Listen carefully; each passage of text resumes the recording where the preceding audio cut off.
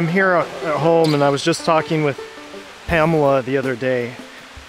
Finally got to talk with Austin's sister, and she wanted to make it clear that the family was out searching for there, and I didn't mention that. She also wanted to make sure that people knew that he was not mentally ill, in her opinion. You know, so I have no reason to believe for sure that he was. And she said that he did like to use mushrooms. And, you know, different sorts of hallucinations or well, I can't remember what it's called, psychosis. Hallucinogens can bring on other mental illnesses that may be under the surface.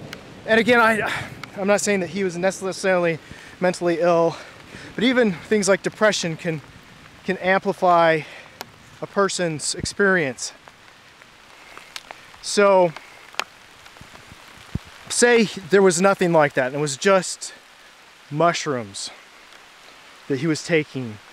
And as I understand it, mushrooms draw you in to an experience. They lead you. You can't, for most people, you can't control your experience as much. It more leads you. And a lot of times in nature, it leads you to explore, which I think could be a really dangerous thing. If it's just leading you on without direction, and you're imagining the trees talking to you or creatures that aren't there. And I think it's the scenario that terrifies me the most, especially after just talking with those hunters and being out there in this lonely atmosphere, imagining that things are alive, magical, in a happy, positive way, when right behind you there could be a cougar stalking you.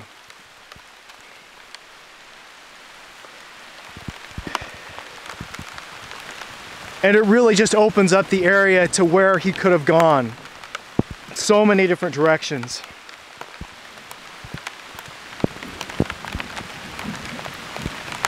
And I'm really rethinking the directions that he could have gone, because the rainbow gathering where he was dropped off was actually in the direction of the rainbow gathering that year. So he could have actually just been continuing his journey, leaving his car for the time being.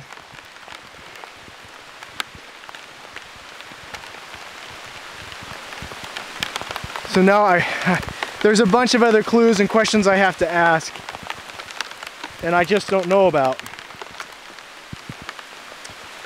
So we'll see. This is gonna have to wait for another day.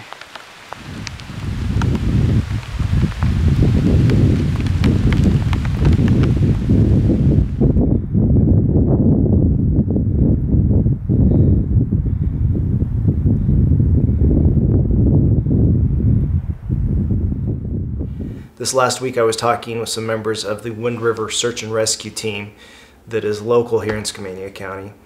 And they were telling me they're actually going to do a search of the lakes near where Austin's camp was. So they're going to do that tomorrow, actually. And they invited me to go along. So I'm really excited about this opportunity. I'm not sure why they're searching now. It's probably a combination of training. Like I've said before, they'll usually do a training exercise where somebody's been lost that they haven't found, just so that they can cover more territory. And it's a neat opportunity to search for Austin some more and to meet some new people. I'm a little concerned about the weather tomorrow. One of the biggest storm of the season so far is coming, and they're expecting 100 to 150 mile an hour winds tomorrow to hit the coast. It's been stormy over the last several days anyhow, but those are significant winds, and it's supposed to be accompanied by quite a bit of rain, as I understand it. It should break down a little bit as it comes inland, but it's still a pretty big concern. I'm not sure if they're going to call it off yet or not. I don't think they're going to call it off, actually. I'm supposed to meet at one of the deputies' house that is on the SAR team tomorrow morning at 8 a.m. So I'm getting all my gear packed up, trying to make sure I have everything together here tonight so that I'm ready to go in the morning.